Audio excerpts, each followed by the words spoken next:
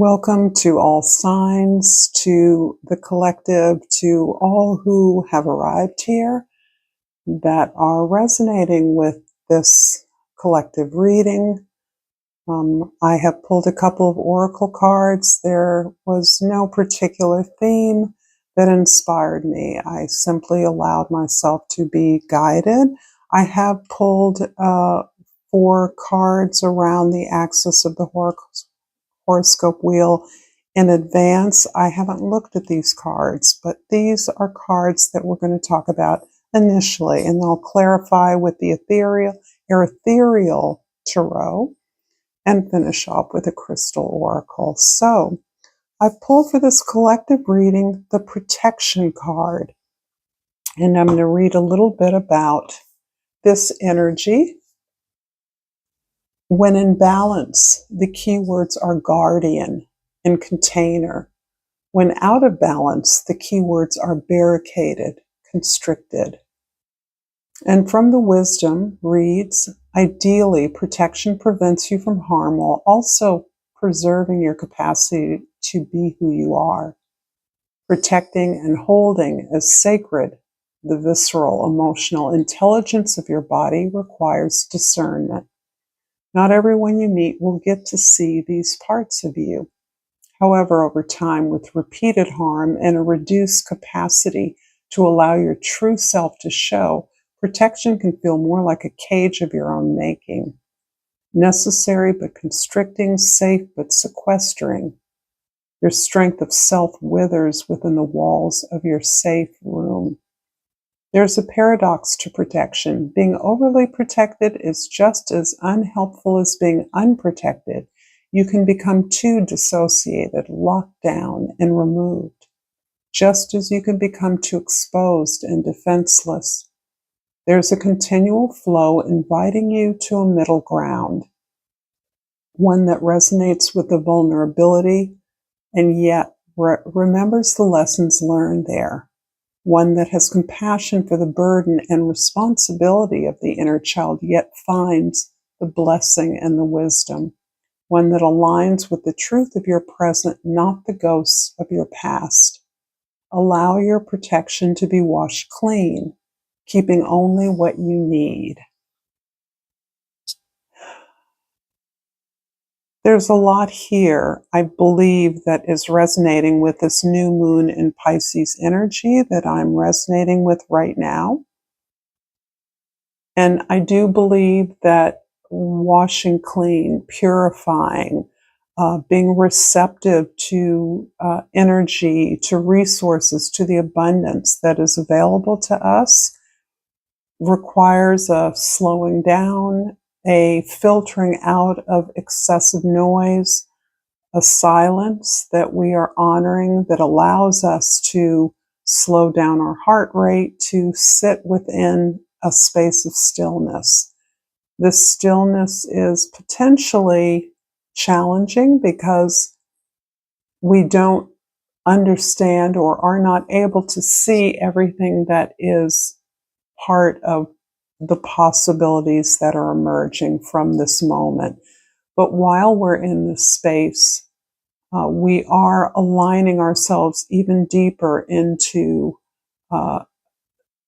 the opportunities for growth, for expansion, for those spiritual values, that pathway that reflects who we are and our most empowered, capable selves. This is an opportunity to recognize that you can't see what is been seeded, what you have seeded, and that dark is a rich place that's kind of in between the endings of one opportunity, pathway of life, lifestyle, and the beginnings of a new one.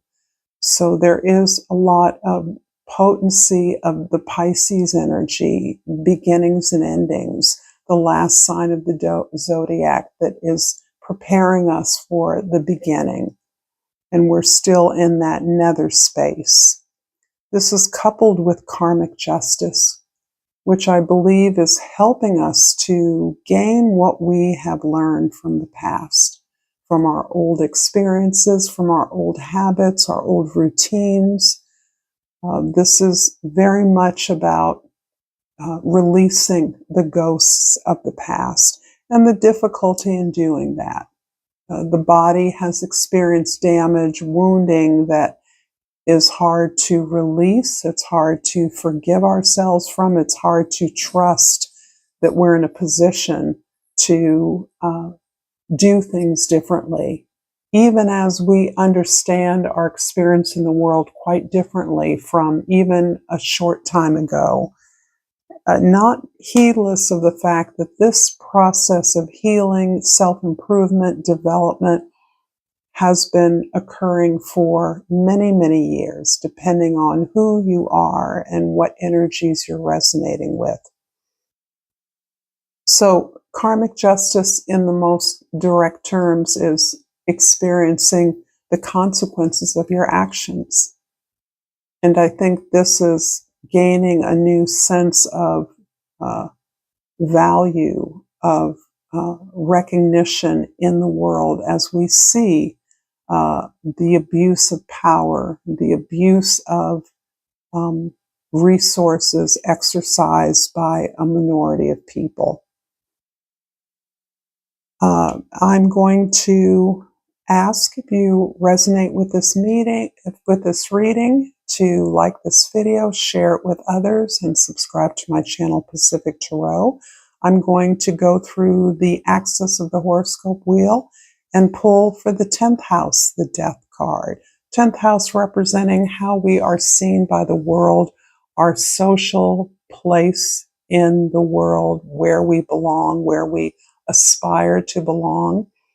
This has appeared in another reading I did, and it is coming through similarly as you, your efforts being a agent of change, you being an agent of transformation, you being a forebearer of a new way of doing things, one who can exemplify a release of old ways, old habits, old resources, old thinking about what we should and shouldn't be or have in this world. And this is incredibly dense, this process of complete transformation, surrendering to the old way has been going on for a long, long time. And our individual lives have been, to some degree or another, reflecting that. So this is about surrendering to, and I mean by that, allowing yourself to exhaust the resistance to what isn't working for you. Holding on to relationships and opportunities that simply do not support you, do not value you, do not give back.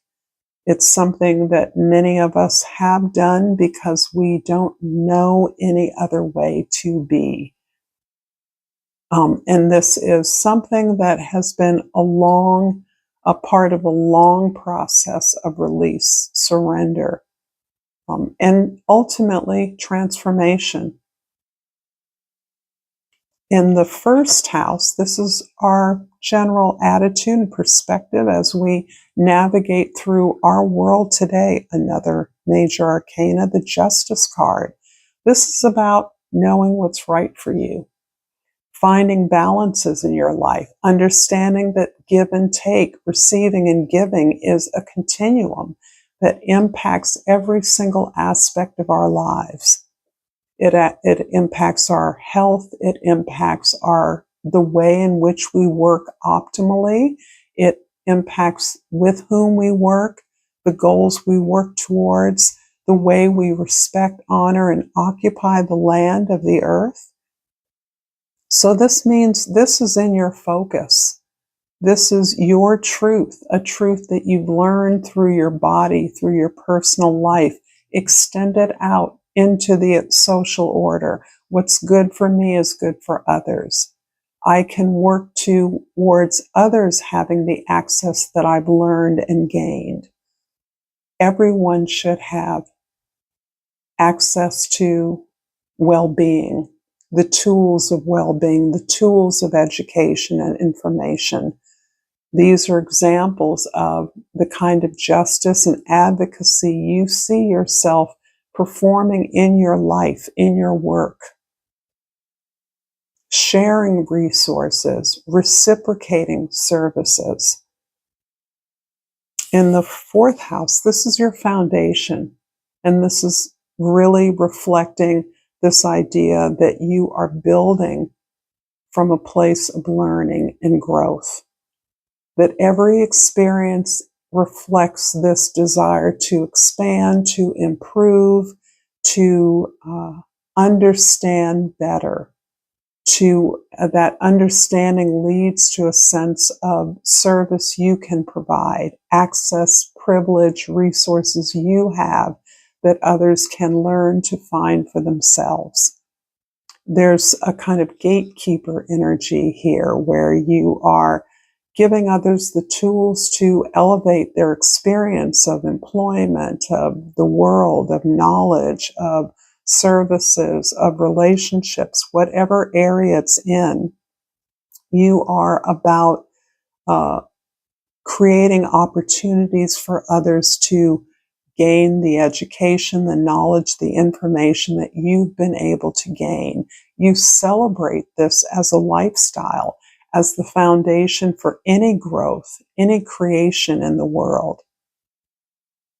And this is about you joining with others to create this as a social foundation, a value that we understand is necessary for a democratic world.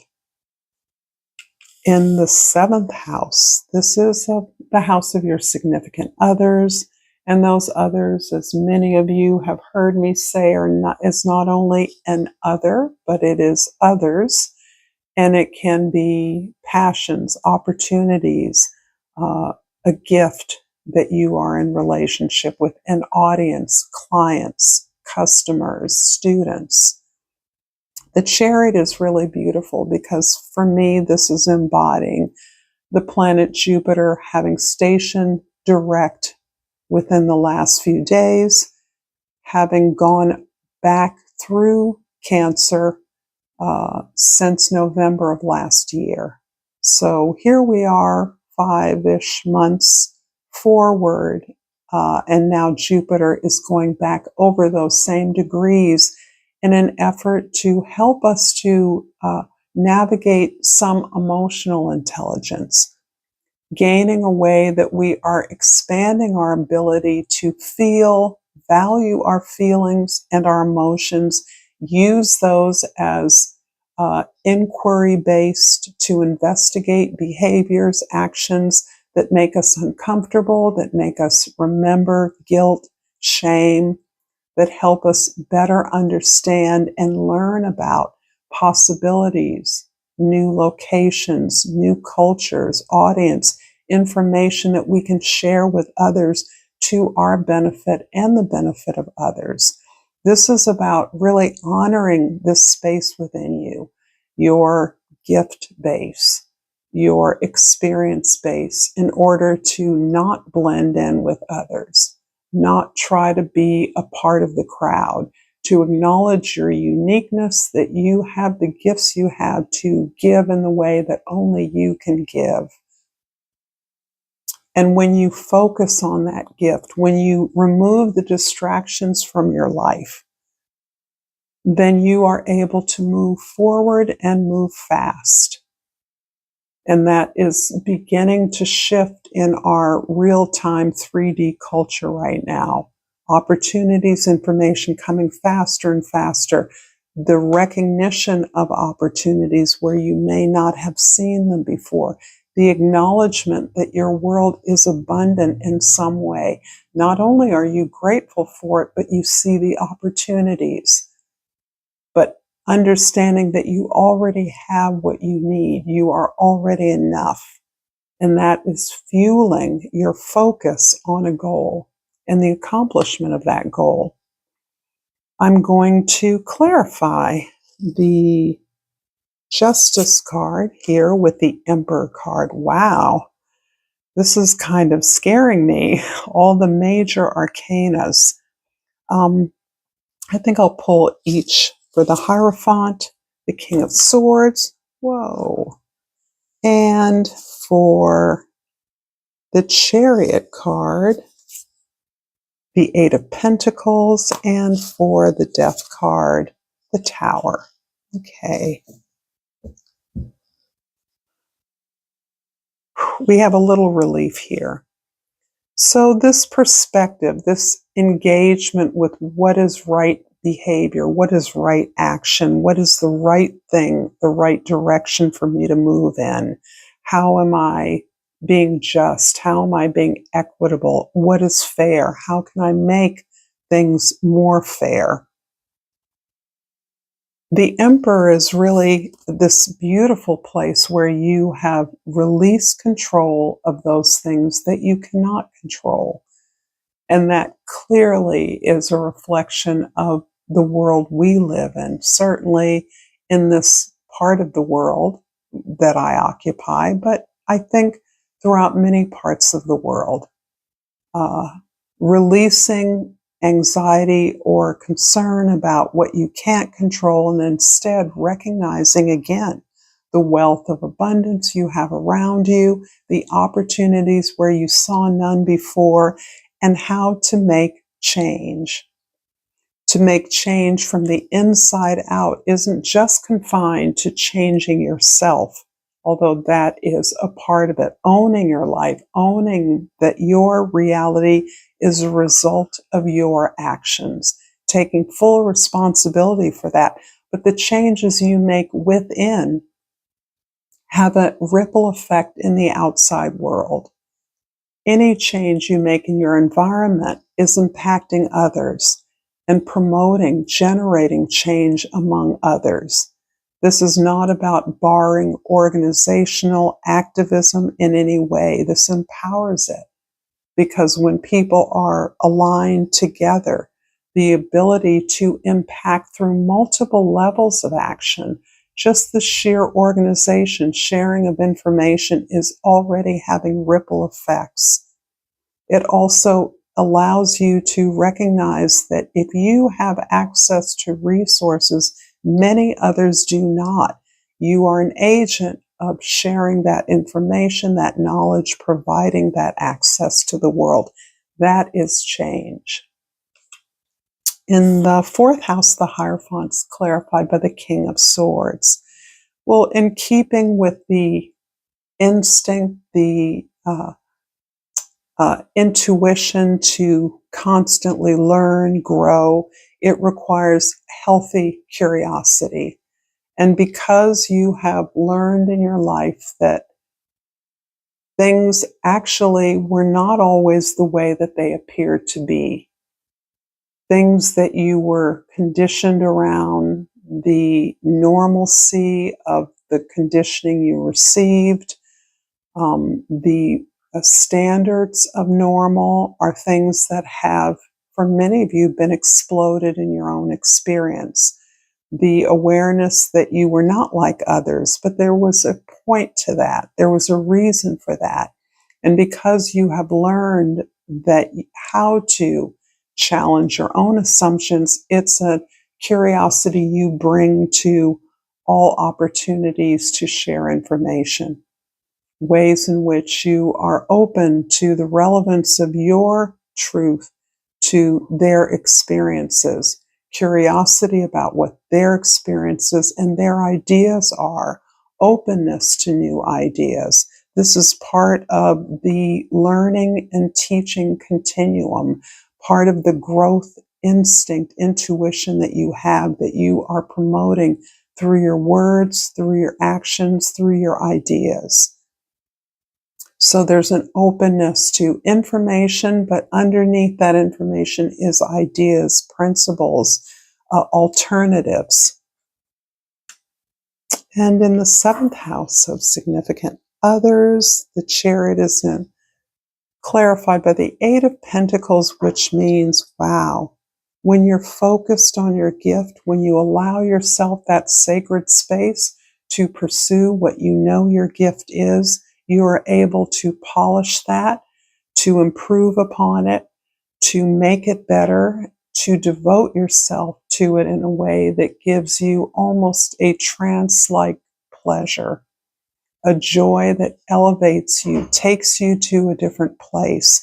This is really, in my view, the way that magic works, the way that the imagination fuels your creativity, and how you put your muscle to that, your body into that, how you work at that. And you're aware that this is almost paralleling a process of personal development. They go hand in hand. So through your craft, you learn about yourself as things you do, things that emerge from that practice reflect back aspects of yourself you were formerly unfamiliar with. But this is aligned and ensuring a success because of this consistent perseverance, this focus, total laser-like focus on your goal, your ambition. And in the 10th house, the Death card is clarified by the Tower. This is interesting because for many of you, this has been a long, dark shedding of things that once belonged to you, once you were invested in, once you believed in, were for your benefit, even if the reality of that has been stark and depleted for quite some time. However, some unexpected opportunities or changes that you were not expecting or anticipating have opened up the door. You have gained a better idea of possibilities because of your willingness to release and let go of things that didn't work. And that is scary work. Even when we release things that don't work for us, at least they were things we had. Sort of like the devil you know, holding on to things that don't work because you need to hold on to something. And this can also represent really fundamental structure in your life. Even if it isn't a constructive structure, it is still a structure. And yet, when catastrophe, change, this is also about illumination, revelation, this unpredictable, what can appear as a catastrophe or a disaster ends up being the hand of God, the light, the opportunity, the crack in the door to another way of doing things, an opportunity where you can be in charge in a way that allows you to implement a new order, a new system of beliefs, a new aspiration for yourself, where you can join with a community of similarly aligned others who have had a similar experience of divestment from the status quo, from the traditional norms, and are fueled instead by their divine guidance, their alliance with revelation, illumination, clarity, information, truth. And naturally, that impacts upon justice available. The work of justice, the work of balancing the scales in some ways, a belief in balance as being a real order, karmic justice, that things can only sway over to one extreme or the other for so long before they come back, and are always seeking a middle ground. I'm going to finish off this reading with a crystal oracle, my absolute favorite, and I have good fortune from the fairy stone. I'm open to receive all the goodness that the universe has to offer me at all times and in all ways. Wow. I hope you've enjoyed this. Please like this video, share it with others, subscribe to my channel. Until next time, beautiful souls, namaste.